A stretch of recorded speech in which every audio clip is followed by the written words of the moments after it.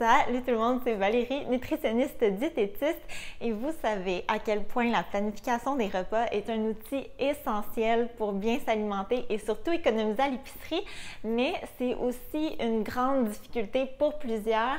Donc aujourd'hui, je vous partage les 10 erreurs les plus fréquentes que je rencontre en consultation et bien sûr des solutions pour y remédier.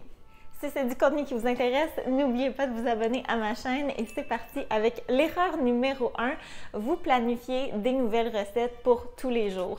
Et là, je suis la première à encourager d'essayer des nouvelles choses, d'incorporer des nouveaux ingrédients, d'essayer des nouvelles recettes même, mais la nouveauté implique souvent aussi plus de temps de recherche, de temps de préparation et de charge mentale. Il y a aussi un plus grand risque d'échec et que le plat ne fasse pas fureur auprès du reste de la famille. Donc, pour éviter l'épuisement et le sentiment de frustration et que la planification demeure simple et fluide, je vous suggère de vous limiter à une à deux nouvelles recettes maximum par semaine et de combler le reste avec des recettes connues et appréciées par toute votre famille. La deuxième erreur, c'est de prévoir de cuisiner de A à Z à tous les jours. Cuisiner à tous les jours à l'année longue peut vite devenir un fardeau, même pour les plus expérimentés. Vous allez vous essouffler et c'est souvent la raison pour laquelle les gens abandonnent. Donc, je vous conseille fortement d'intégrer minimum 1 à 2 repas par semaine avec peu ou pas de préparation. Et pour y arriver, dès que c'est possible, je m'assure de cuisiner en assez grande quantité et de congeler les restes en portions pratiques, ce qui fait en sorte que chaque semaine, j'ai accès à une banque de plats prêts à manger maison que je peux insérer dans ma planif et qui vont me donner des congés de cuisine. Autre point positif des plats congelés, c'est la flexibilité. Vous pouvez les déplacer à n'importe quel jour de la semaine et vous pouvez même les annuler si vous avez un imprévu, par exemple un surplus de reste ou une invitation surprise dernière minute, et ça sans risque de gaspiller. Troisième erreur, ne pas avoir de plan B. Même avec la meilleure planification du monde, il va certainement y avoir des imprévus ou des journées que la motivation va être à zéro, on va se l'avouer. Et c'est là que la tentation de se tourner vers la restauration rapide ou les prêts-à-manger du commerce peut devenir très grande. Une fois de temps en temps, il n'y a absolument zéro problème, mais de manière très répétée, ça peut avoir un impact négatif sur votre santé et surtout votre budget. Encore une fois, les repas congelés maison sont extrêmement pratiques pour dépanner, mais sinon, assurez-vous de garnir votre garde-manger et votre congélateur d'aliments essentiels pour la préparation de repas rapides et nutritifs. D'ailleurs, j'ai partagé ma liste dans 2 vidéos que je vais laisser en barre d'informations. Je vous suggère aussi, pour limiter la charge mentale, de vous créer une liste de 5 à 10 recettes express et appréciées que vous pouvez préparer facilement à partir de vos essentiels. La 4e erreur, c'est d'ignorer son horaire du temps. Pour que la planification des repas se déroule bien et surtout qu'elle soit réaliste, c'est primordial de considérer son horaire du temps. Donc, prenez l'habitude de consulter votre agenda avant d'organiser vos choix de repas. Si par exemple, vous avez une activité sportive prévue au calendrier, vous allez préférer les recettes qui nécessitent une préparation minimale. La 5e erreur, je la répète sans cesse, vous allez me trouver fatigante, c'est de planifier vos repas à partir de vos envies d'abord.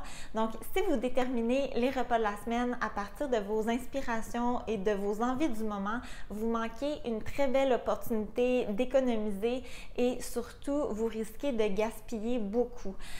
Donc, je vous suggère plutôt de faire le chemin inverse et de sélectionner vos repas à partir de votre inventaire et des bons rabais de la semaine.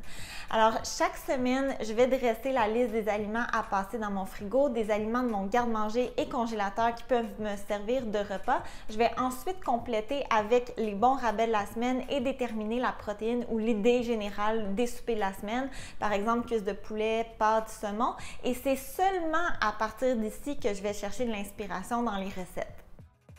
La 6e erreur peut sembler vraiment évidente, mais pourtant elle est si fréquente, c'est de ne pas réserver de temps ou suffisamment de temps pour la planification des repas. Donc, comme n'importe quelle habitude, si la planification des repas est une priorité pour vous, vous devez y accorder une place dans votre horaire. C'est pas obligé d'être long, mais ça demande quand même un minimum de temps. Et puisque c'est un pilier si important dans la saine alimentation et dans la gestion du budget alimentaire, je vous suggère de prendre vraiment un rendez-vous au même titre qu'un rendez-vous chez la coiffeuse ou avec votre entraîneur. Autrement, vous risquez d'être toujours à la dernière minute et de passer par-dessus la plupart du temps. Comment je fonctionne? Habituellement, je commence à regarder les circulaires dès leur sortie le mardi à temps perdu. Ensuite, je fais ma planif le jeudi et les courses le vendredi ou le samedi. Personnellement, je trouve que c'est moins contraignant de fractionner les étapes et comme ça me laisse amplement le temps à la fin de semaine de prendre l'avance en cuisine au besoin. Septième erreur, c'est de suivre la planification d'une autre personne. Il n'existe pas une bonne façon de planifier les repas. Oui, certains principes de base vont être porteurs de succès, mais vous devez absolument choisir la méthode qui convient à vos besoins, vos préférences et votre style de vie. De copier la méthode de votre voisin qui n'a pas du tout le même contexte de vie que vous va vous mener directement vers un échec. Si on prend mon exemple, ma façon de planifier les repas a complètement changé à travers les années selon mon mode de vie. Quand je travaillais à temps plein dans un centre de conditionnement physique, mon horaire de repas était complètement désorganisé et pouvait changer à tout moment. Donc, planifier les repas comme je le fais aujourd'hui était complètement irréaliste. J'avais plutôt tendance à cuisiner à l'avance des essentiels que je pouvais assembler à la dernière minute selon mon horaire du jour. Certaines personnes vont préférer planifier déjeuner, dîner, souper, collation, alors que pour d'autres, planifier seulement le souper va être amplement suffisant. On peut avoir un menu sur un mois, sur une semaine, alors que pour beaucoup de personnes, voire plus que 3 jours à l'avance, c'est complètement impossible. Donc, tout ça pour dire que oui, allez chercher de l'inspiration, des connaissances, mais peaufiner votre méthode selon votre réalité. La 8e erreur est de ne pas penser à la gestion des restes. Beaucoup trop de personnes me rapportent avoir de la difficulté à gérer les restes et se retrouvent malheureusement à gaspiller beaucoup vers la fin de la semaine. Premièrement, il n'y a aucun problème à manger plus d'une fois le même repas. Vous pouvez donc prévoir une journée pour manger les restes. Sinon, vous savez, personnellement, je mise énormément sur la congélation. Donc, dès que le souper est terminé, je conserve des portions pour les lunchs et le reste, je le congèle dès que c'est possible. D'autres stratégies pour limiter le gaspillage, pensez à utiliser les ingrédients plus d'une fois dans la semaine. Si, par exemple, une recette mexicaine demande de la coriandre, fort probablement qu'il va en rester. Peut-être prévoir une recette à l'asiatique dans les jours suivants. Aussi, prenez l'habitude d'ordonner les recettes en ordre de fraîcheur. Donc, par exemple, je vais avoir tendance à cuisiner les viandes et les poissons la fin de semaine et miser davantage sur les repas congelés et les protéines végétales le reste de la semaine. Même chose pour les légumes. Je vais utiliser les légumes plus fragiles en début de semaine et réserver les légumes plus résistants et les options congelées vers la fin de la semaine. Sinon, si vous avez l'habitude de gaspiller, pensez à inclure des repas tout ski vers la fin de la semaine, par exemple des omelettes, des sautés, des caries, des pizzas, pâtes, soupes. Les possibilités sont vraiment nombreuses.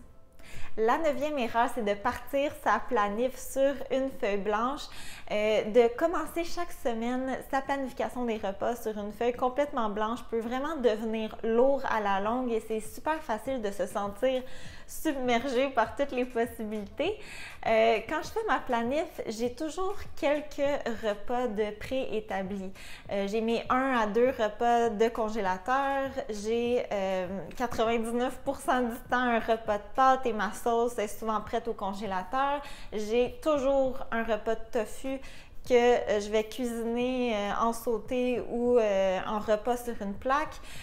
Puis si le poisson est en spécial, je vais souvent aussi l'inscrire au menu et règle générale, c'est un poisson que je vais cuire simplement au four avec les ingrédients que j'ai sous la main. Donc finalement, en bout de ligne, j'ai seulement 3 à 4 repas vraiment là, à penser.